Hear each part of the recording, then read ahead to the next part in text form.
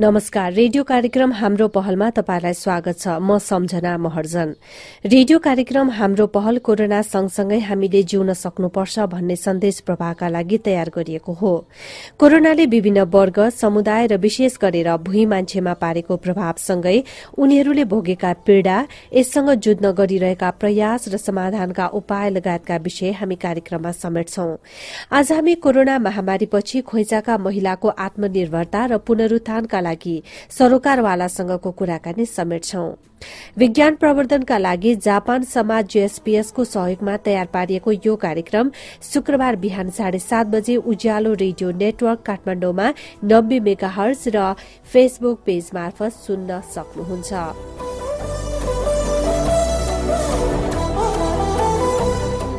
कार्यक्रम हाम्रो पहलमा आज हामीसँग बैंकको ऋण र कृषि अनुदानका लागि हैरानी खेपेकी पुनम महर्जन, कुखुरा र हाँस पालेर जीविकोपार्जन गर्दै आएकी ज्येष्ठ नागरिक पुनमाया महर्जन, खोइचाका महिलाको आय आर्जनका लागि सिपमूलक तालिमको आवश्यकताबारे शिक्षिका सपना साक्य र कोविडले रोजगारी गुमाएकालाई विशेष प्याकेजको कार्यक्रम ल्याउनुपर्ने महाकाल प्राविको प्रधानाध्यापक राजेश महर्जनको सुझावका साथै चुनौती सँगै आउने अवसरको पहिचान गर्नुपर्ने सामाजिक चलचित्रकर्मी निशा श्रेष्ठको सल्लाह र महिला सशक्तिकरणका लागि खटिँदै आएकी ललितपुर महानगर महिला विकास महाशाखा प्रमुख महेश्वरी बिष्ट रावलसँगको कुराकानी पनि हामीसँग छ। भूकम्पले भत्केका घर बनाएर बस्न नपाउँदै ललितपुर खोइचामा फास्ट ट्र्याक लगायत सरकारका विभिन्न नौ परियोजनाले पुस्तौंदेखि कमाएको जग्गा खोसियो। गरीखाने जग्गा नै फास्ट ट्र्याकले लगेपछि ती बस्तीको पुर्ख्यौली खेती किसानी पेशा समेत थला परेको छ। कोरोनाले समुदायको स्वास्थ्यमा गम्भीर असर नपुर्याए पनि उनीहरूको रोजगारी, सामाजिक, सांस्कृतिक र आर्थिक क्षेत्रमा नराम्ररी मार परेको छ। कृषि पेशा गरेरै पुनम महर्जनले 6 जनाको परिवार पाल्दै आउनु भएको छ। उहाँले ऋण गरेर जग्गा लीजमा लिनु भएको छ, तर कोरोना कालमा बजारसम्म पुगेर बिक्री गर्न नसक्दा बैंकको ऋण तिर्न उहाँलाई धौधौ परेको छ। खेती व्यवसाय अब बजार छैन, बेच्न जानलाई अब कालमटी बल्खो लैजाउँ भने टिपेको ज्याला उठ्दैन दिनभरिको, अनि यसो आफैले बेच्यो भने अलिअलि आउने पनि त्यो अब नगरपालिकाले बाटोतिर राख्नै दिँदैन, बेच्न दिँदैन।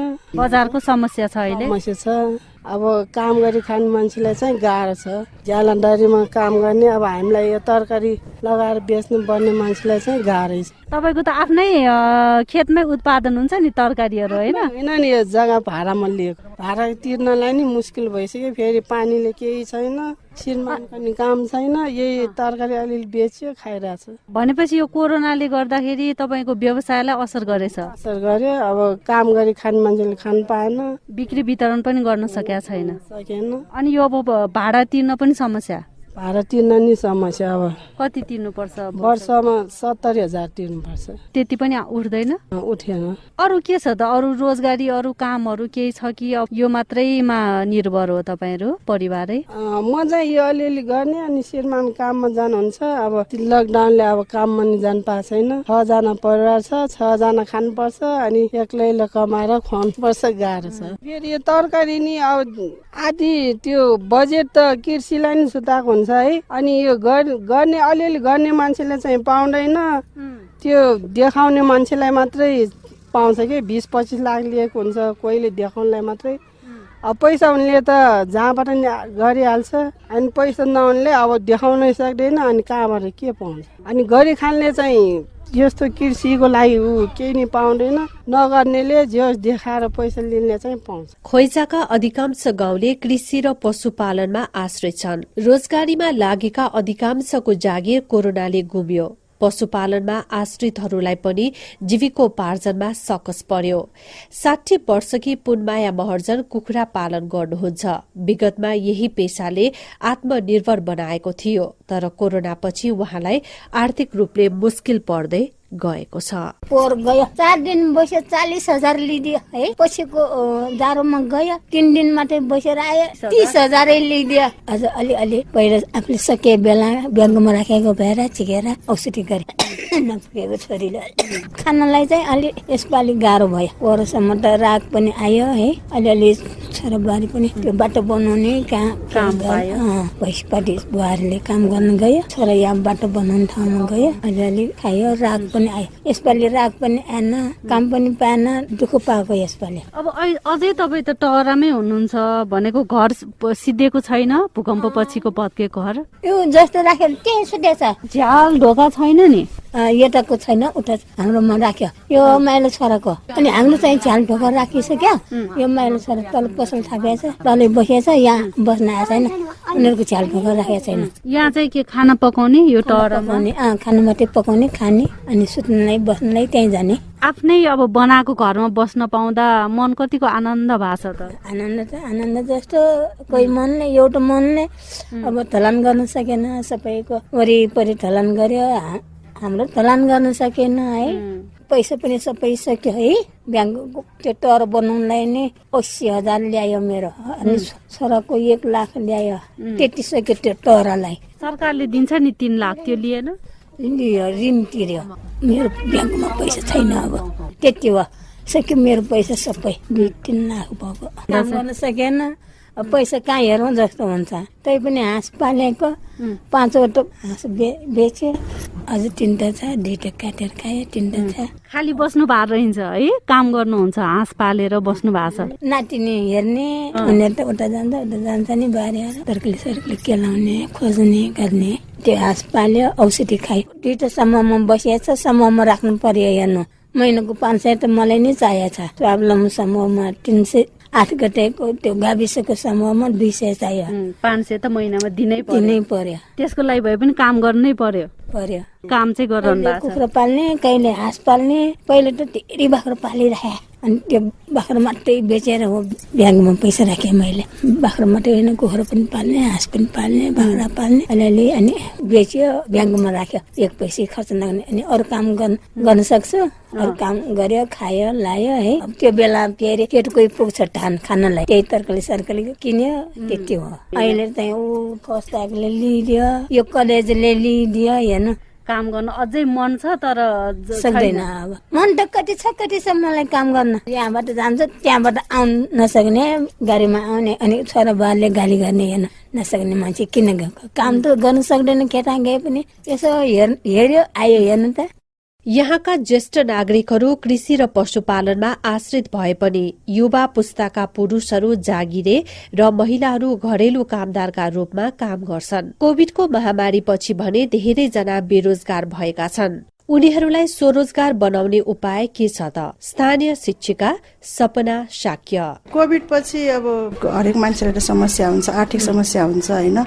त्यो आर्थिक समस्याले गर्दा मानसिक तनाव हुँदो रहेछ कि। कोभिडले गरेर काम पाएन, पाएको कामहरू पनि कतिपय महिला दिदीबहिनीहरूले छोड्नु पर्यो।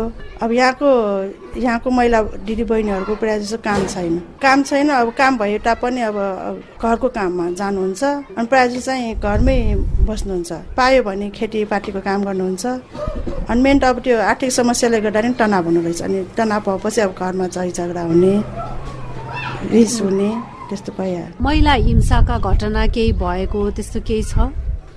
अहिलेसम्म चाहिँ त्यस्तो हाम्रो गाउँमा चाहिँ महिला हिंसाहरू त्यस्तो भएको चाहिँ छैन। विशेष यहाँको महिलाहरूलाई कस्तो खालको सिपमूलक तालिमहरू चाहिँ आवश्यक देख्नुहुन्छ?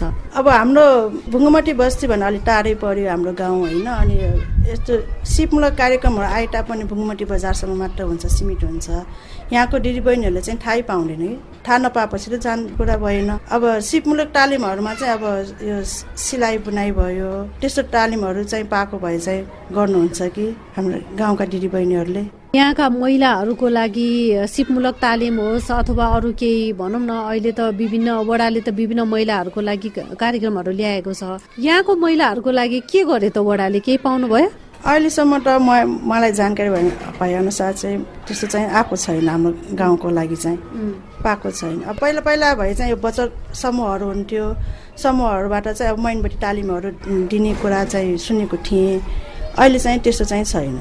तालिमको सिपमूलक यो कार्यक्रमहरू नआउनु, सचेतना कार्यक्रम नआउनुमा यहाँकै समुदाय अग्रसर नभएर हो कि वडाले चाहिँ पहल नथालेर होला त?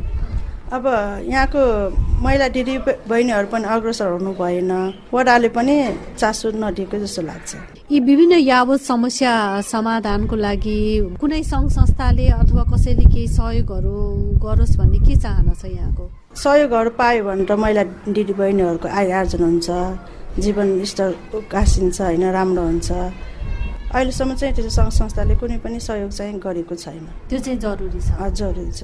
यहाँका महिलाहरूको आर्थिक अवस्था कमजोर छ, उनीहरू पुरुषमा निर्भर हुनु पर्दछ। अधिकांश महिलाहरू घरभित्रकै काममा सीमित छन्।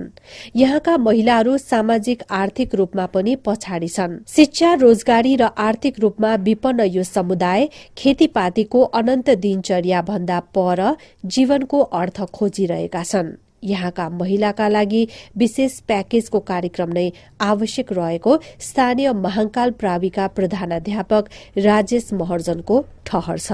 वास्तवमा यो कोरोनाले गर्दाखेरि धेरै नै सामाजिक आर्थिक रूपमा चाहिँ प्रभाव पारेको छ, प्रत्यक्ष अप्रत्यक्ष रूपमा, मानसिक रूपमा पनि प्रभाव पारेको छ। कतिलाई रोजीरोटीको कुरा छ। आर्थिक समस्याको कुरा गरौँ, यहाँका समुदायले गर्ने रोजगारी, पेसा होइन, के कस्ता खालका आर्थिक समस्याहरू आइपरेका छन् र?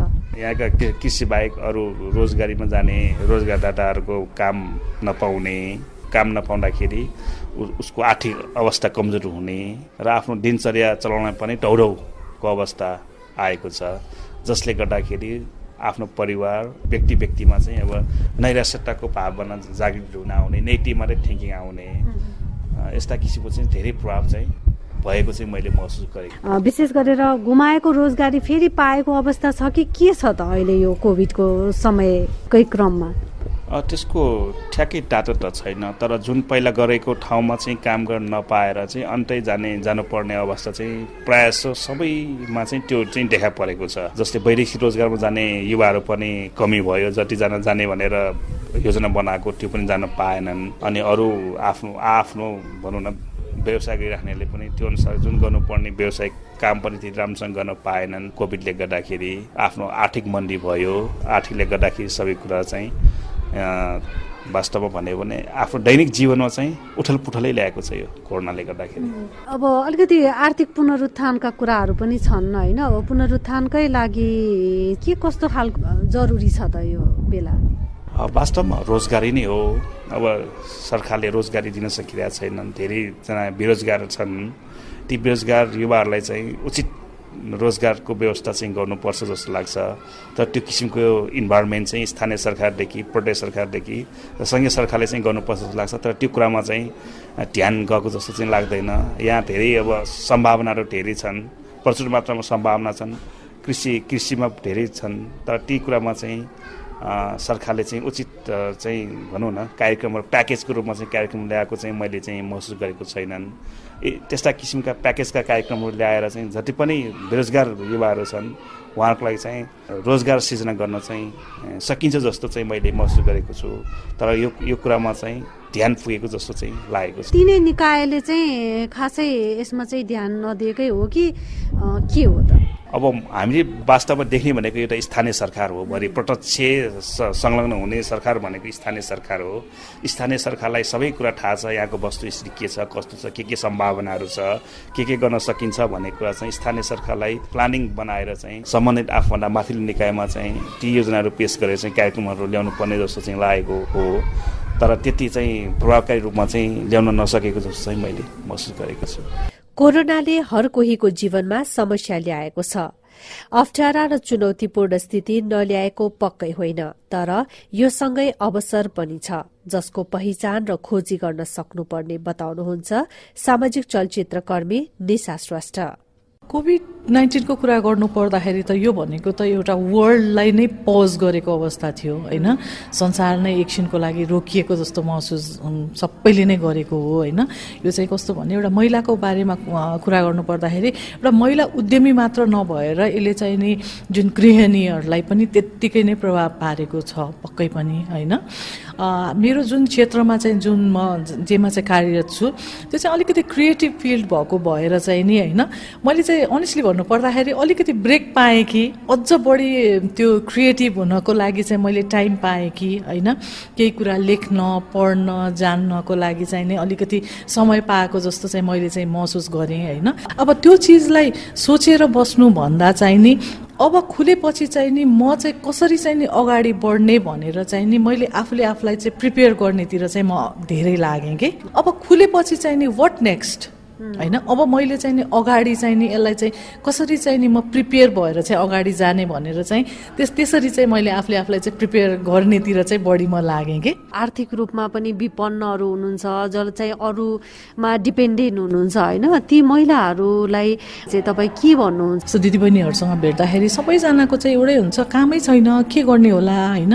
तर म चाहिँ के भन्छु भने केलाई चाहिँ तपाईँले काम मान्ने कि अथवा तपाईँले के गर्न चाहनुहुन्छ त कि काम त कति धेरै छ कि के काम गर्न खोज्नु भएको छ त्यो कुरालाई चाहिँ पहिला आफूले चाहिँ पहिचान गर्नु पर्यो कि म के कुरामा चाहिँ सक्षम छु अथवा मैले के काम गर्न सक्छु, मैले कति समय दिन सक्छु। किनभने पक्कै पनि एउटा गृहिणी भइसकेपछि बाल बच्चा घर परिवार सबै कुरालाई पनि टाइम दिनुपर्ने हुन्छ भनेपछि त्यो टाइम म्यानेजमेन्ट गर्नु पनि एकदमै ठुलो कुरा हो होइन। घर बसी बसी गर्नुहुन्छ भनेदेखि पनि काम छ होइन, म दिनको 2 घण्टा मात्र गर्छु भने पनि काम छ होइन, म 10 to 5 नै म जब गर्छु भने पनि काम छ होइन, म 12 घण्टा काम गर्छु भने पनि धेरै नै काम छ कि। अहिले अपर्च्युनिटी धेरै नै छ कि, किनभने अफिसमा होइन जस्तो कहिले स्टाफहरू चाहिरहेको हुन्छ होइन, इभन धेरै ठाउँमा देखिरहेको हुन्छु होइन, काम गर्ने मान्छे पाइरहेका हुँदैनन् कि। अनि यहाँ एउटा समूह चाहिँ कस्तो छ भनेदेखि चाहिँ काम गर्ने मान्छे नपाइरहेका समूह छ भनेदेखि अर्कोतिर चाहिँ काम छैन भनेर बस्नेको चाहिँ नि त्यो एउटा जमात फेरि छुट्टै नै छ कि। त्यो पुलको काम गर्ने मान्छे हो, त्यो पुलको काम गर्ने मान्छे चाहिँ चाहियो क्या एक्ज्याक्टली होइन। भनेपछि त्यो पुलको काम कसले गर्ने होइन, त्यसको चाहिँ एउटा अब त्यो लिस्टिङ गर्ने होइन, पहिला सुरु त आइडेन्टिफाई नै गर्नु पर्यो। कोहीसँग केही न केही स्किल त छ नि, चाहे धनियाँ रोप्ने किन नहोस्, आफ्नो कौशीमा होइन यत्रो कौशी खेतीको यति धेरै ट्रेनिङहरू भइरहेको छ होइन, घरै बसी बसी गर्ने हो भनेदेखि ह्यान्डिक्राफ्टका यति धेरै कामहरू छ, होम सर्भिसका कामहरू छ, यो पठाउ टुटल पनि महिलाहरूले चलाइरहेका छन् होइन। भनेपछि गर्नलाई धेरै कुराहरू छन् कि। पहिला सुरु त आफूले आफूलाई चिन्नु पर्यो, सबभन्दा पहिलो कुरा त होइन, मैले यो गर्छु भनेर आफूले आफूलाई चिन्नु पर्यो र त्यसपछि चाहिँ नि ल म यो क्षेत्रमा चाहिँ म फिट छु है भनेर चाहिँ नि अनि त्यसपछि चाहिँ नि अगाडि बढ्नु भयो भनेदेखि धेरै नै काम छ, धेरै अपर्च्युनिटी छ।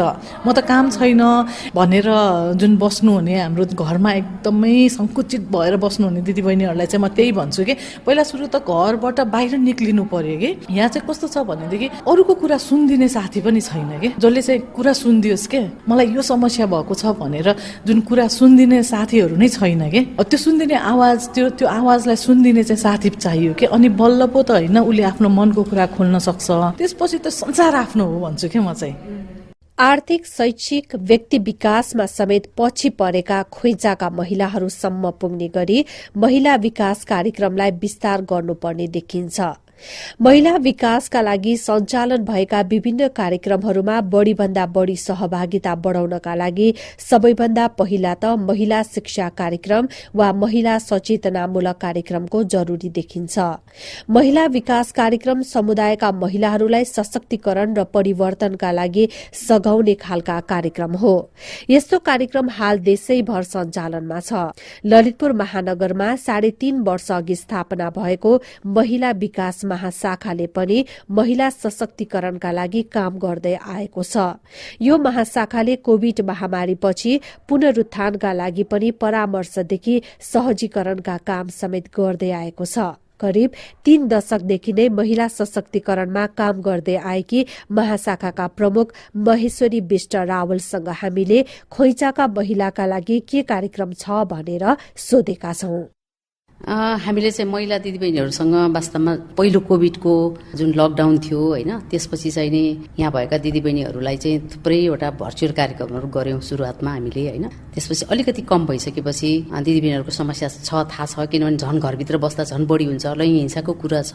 त्यस्तै अलिअलि चाहिँ उद्यम गरिरहेका दिदीबहिनीहरू पनि पीडामा हुनुहुन्थ्यो। त्यसपछि हामीले चाहिँ उद्यमी दिदीबहिनीहरूलाई विशेष गरिकन चाहिँ हामीले एक ठाउँमा लिएर आएर एउटा भेला गऱ्यौँ। भेलापछि चाहिँ उहाँहरूको इस्युहरूलाई सुन्यौँ हामीले होइन, र चाहिँ त्यो इस्युलाई एड्रेस गर्नको निम्ति उहाँहरूकै एउटा चाहिँ हामीले समूह एउटा सञ्जाल महानगर स्तरीय चाहिँ सञ्जाल भनेर बनायौँ होइन। अनि त्यसपछि चाहिँ नि हामीले विभिन्न इन्ट्रेक्सनहरू गर्न थाल्यौँ। अब फ्यासिलिटेट गर्ने कुराहरू, कसलाई चाहिँ उद्यम गर्न गाह्रो भएको छ, के कारणले गाह्रो भएको छ, ब्याङ्कमा यदि ऋण चाहिएको छ भने ब्याङ्कसँग फ्यासिलिटेट गरिदिने हो कि उहाँहरूलाई जोडिदिने हो कि होइन, त्यस्ता कुराहरू गऱ्यौँ। त्यस्तै गरेर चाहिँ विभिन्न इन्ट्रेक्सन गरेर हामीले उहाँहरूको दर्तामा समस्या छ कि उद्यम चलाउनलाई के समस्या छ, ह्युमन रिसोर्सको समस्याहरू, त्यस्ता कुराहरू चाहिँ नि उहाँहरूसँग गऱ्यौँ। जसले गर्दाखेरि चाहिँ नि एक किसिमको भोलि फेरि कमाएर खान सकिन्छ नि भन्ने आश जोगाएको कारणले गर्दा त्यो बेलामा पनि उत्साहित हुनुहुन्थ्यो, खुसी हुनुहुन्थ्यो। आफ्नो कुराहरू आएर चाहिँ नि सेयर गर्ने ठाउँ सबैभन्दा ठुलो कुरो चाहिँ हामीले त्यो बनायौँ कि त्यो चाहिँ भर्चुअली पनि हामी गराउँथ्यौँ भने, अनि अफिसमा पनि एकदमै थुप्रै दिदीबहिनीहरू आउनुहुन्थ्यो आफ्ना कुराहरू भन्नको निम्ति। त्यो फेरि हामीले गरिरहेको कामहरू सबै भोलेन्ट्री हो, कुनै विशेष चाहिँ महानगरपालिकाले खर्च गरेर प्रोग्राम राखेर गरेको कुरा चाहिँ होइनन् यिनीहरू चाहिँ होइन। सबैले एक्सप्रेस गर्ने ठाउँ चाहिँदो रहेछ वास्तवमा।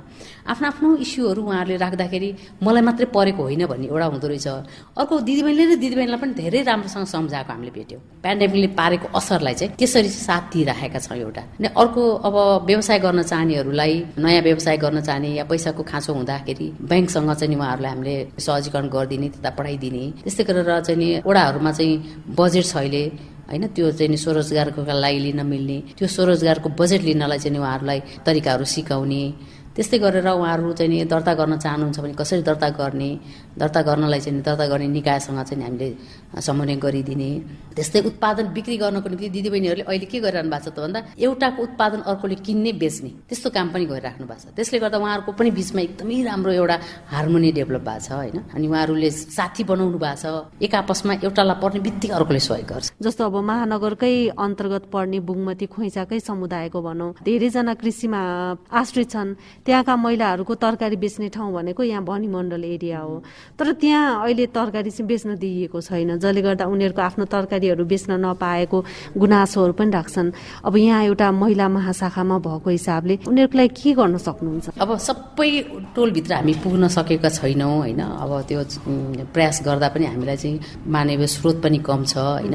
त्यसले गर्दाखेरि हामी सबै ठाउँमा पुग्न चाहना हुँदा पनि सकेका छैनौँ। जसले जानकारी पाउनु भएको छ महिला विकास महाशाखा छ, त्यसले अलिकति हामीलाई सहयोग गर्दो रहेछ, हाम्रो इस्यु सुन्दो रहेछ भने त्यस्ता चाहिँ धेरै अहिले आइराख्नु भएको हुनाले हामी एकदमै वास्तवमा व्यस्त हुन्छौँ पनि, एकदमै हामीलाई मजा पनि लागिरहेछ। किनभने हामी दिदीबहिनीसँग पुग्न थालेका छौँ भनेर।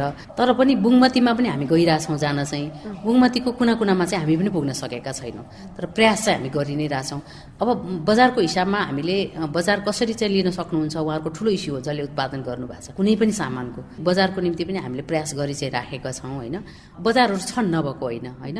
जस्तो चाहिँ एकल महिला समूह सुनाकोठीमा थियो, त्यो सुनाकोठीको एकल महिला समूहलाई चाहिँ नि म आफै बस्ने ठाउँमा मैले अपार्टमेन्टमा बस्छु म, त्यो अपार्टमेन्टभित्रै उहाँहरूलाई चाहिँ मार्केटको व्यवस्था गरिदिएको, राम्रो बिक्री गर्नुभएको थियो। तर त्यसलाई कन्टिन्यू गर्न सक्नु भएन किनभने उहाँहरूको आफ्नो उत्पादन थिएन, त्यो उहाँहरू कलेक्सन गरेर ल्याउनुहुन्थ्यो अहिले। अनि त्यसपछि अहिले उहाँले आफैले पनि उत्पादन गर्नुपर्छ भनेपछि अहिले 20 रोपनी जग्गा भाडामा लिएर उहाँहरू उत्पादन गर्न सुरु गर्दै हुनुहुन्छ यस वर्ष। त्यस्तै गरेर फुल रोपिराख्नु भएको छ, उहाँले फुलको मार्केट चाहिँ एकदम राम्रो लिनु भएको छ। भनेपछि अब बुङमतीको जुन खैँचाको कुरा गर्नुभयो, उहाँका दिदीबहिनीहरूले पनि वास्तवमा त्यो उत्पादनलाई लिएर चाहिँ नि त्यस्तो ठाउँ यो हाउसिङ छ, अपार्टमेन्ट छ होइन, जहाँ बसोबास गर्ने मान्छेलाई दैलोमा लगेर बेचिदियो भने उहाँहरूले किन्नु पनि हुन्छ भन्ने मलाई लाग्छ। एउटा ग्रुप तयार भयो भने त्यसले चाहिँ सबै अपार्टमेन्ट हाउसिङभित्र चाहिँ छिरेर चाहिँ त्यो एउटा मार्केट चाहिँ उनीहरूले राख्न सक्छ भनेर हामीले प्रयास गरेका थियौँ।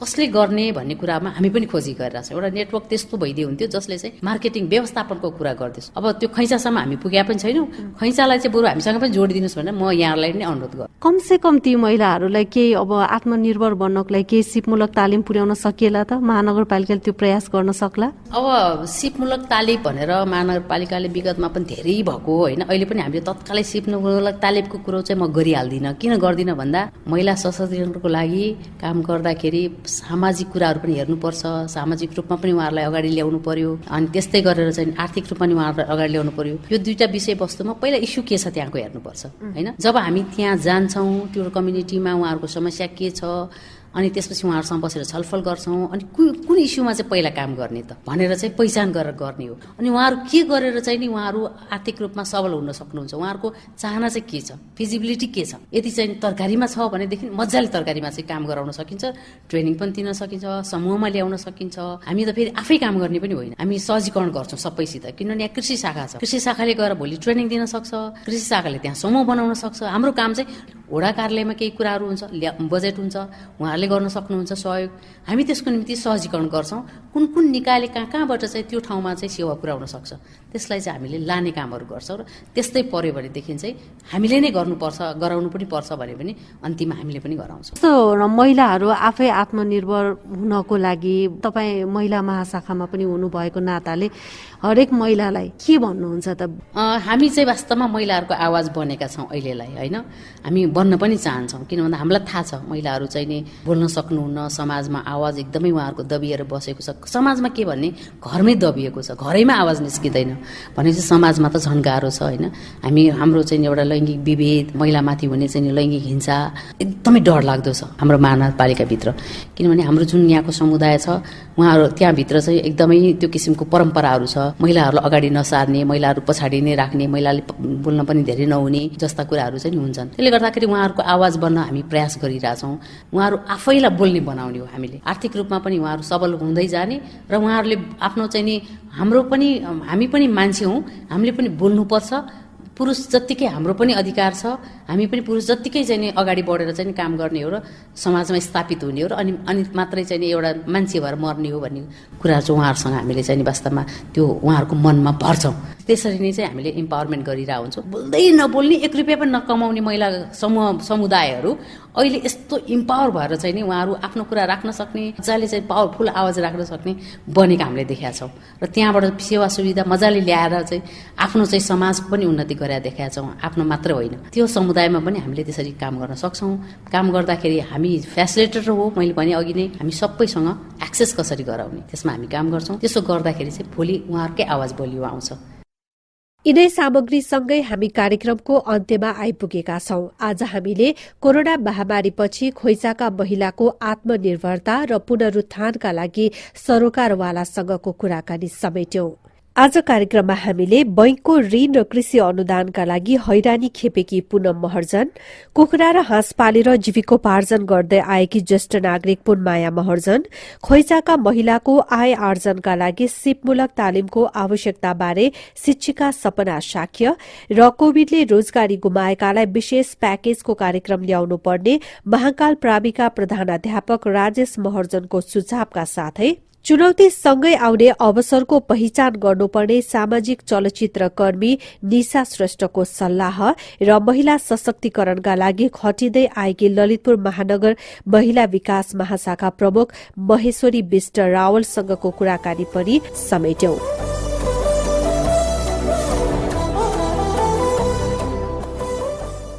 तपाईलाई यो कार्यक्रम कस्तो लाग्यो? कार्यक्रमबारे सल्लाह, सुझाव, प्रतिक्रिया र जानकारी उज्यालो रेडियो नेटवर्कको फेसबुक पेजमा पठाउन सक्नुहुन्छ। अर्को साता अर्को विषयवस्तुका साथ आउने नै छौं। त्यतिन्जेलसम्मका लागि म सम्झना महर्जन बिदा हुन्छु। नमस्कार।